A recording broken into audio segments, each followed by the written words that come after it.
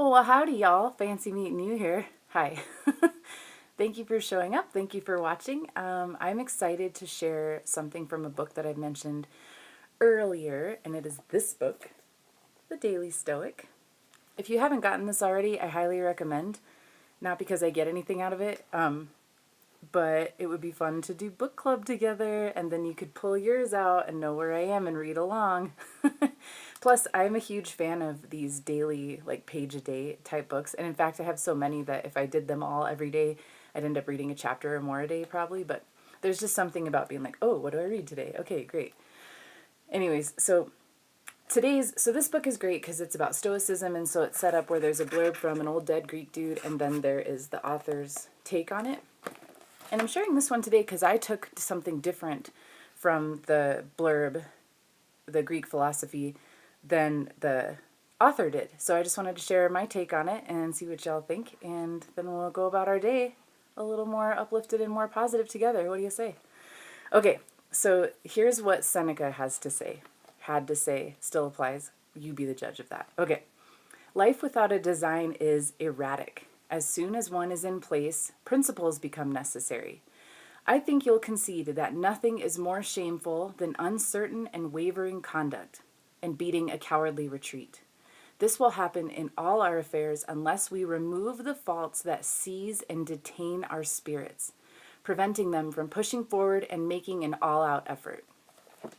Woo, there's a lot here. There's a lot of good stuff. I will probably revisit this one. That was Seneca, by the way.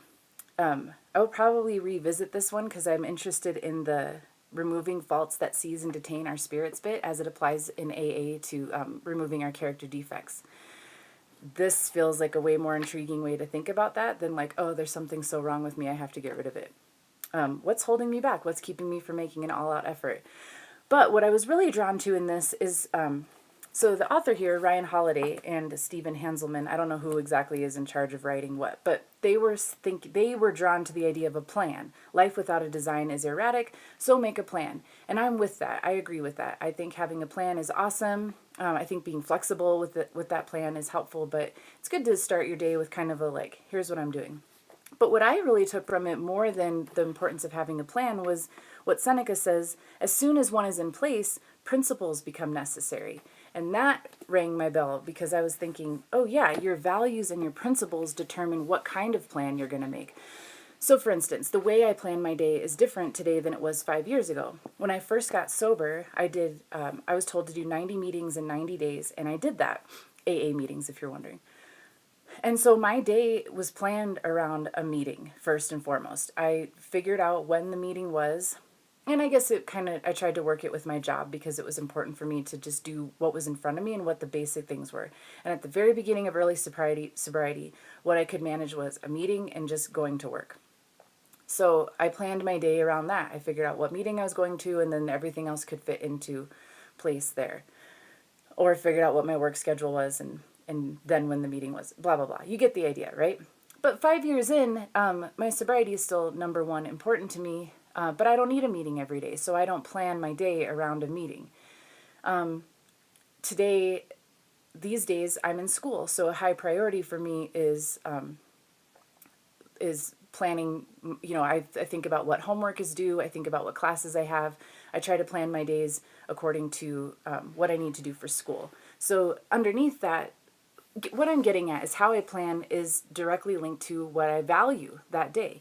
And I wanted to pull out the dictionary to talk about a couple words that popped out to me that I like. And that I like. I love picking apart words and re-looking at their meanings.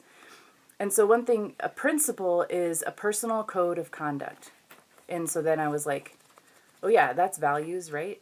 And yes, values are one's principles or standards, one's judgment of what is valuable or important in life. So that's why I'm talking about school and meetings or whatever. Like, first of all, you figure out what's really important to me right now, and that'll change.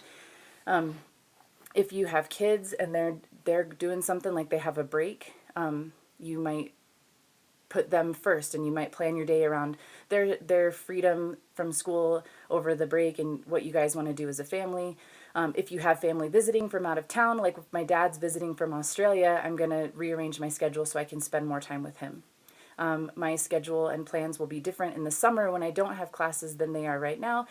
And I'm also starting a business and focusing on my art. And so that takes priority too. So my plans look like what I'm valuing in my life and what I want and what but my basic underlying values under that, all that are, right? So as part of wanting to start a business as an artist, I'm valuing creativity. I'm valuing free time. And so I'm building that into my schedule. I just readjusted my morning routine to include drawing for 15 minutes because I just need to be in my sketchbook every day. And I build in painting time. And I'm also building in time to advertise myself as a muralist and get the word out about that and figuring that out. Yeah, so build a plan, but also sit down and figure out what are your values these days. What is important to you? What are you striving for? Your values determine your goals too. Like one of my values is independent, or a couple of my values are independence and freedom. And so I'm figuring out goals and ways to move my life forward that get me there. And that means having enough money to be, do, and have whatever I want to do. It means freeing my schedule up to so that I'm the boss. It means freeing my schedule up so that I can travel when I want and see the world. So sitting down and thinking about what you value in this world and what your core values are is a really cool exercise. And then you can make a plan from there. And then that plan makes a lot more sense. It's a lot more personal. And it's awesome. So sorry this went a little long. Hopefully it was good stuff for you. Take it or leave it because I'll be back tomorrow. Adios.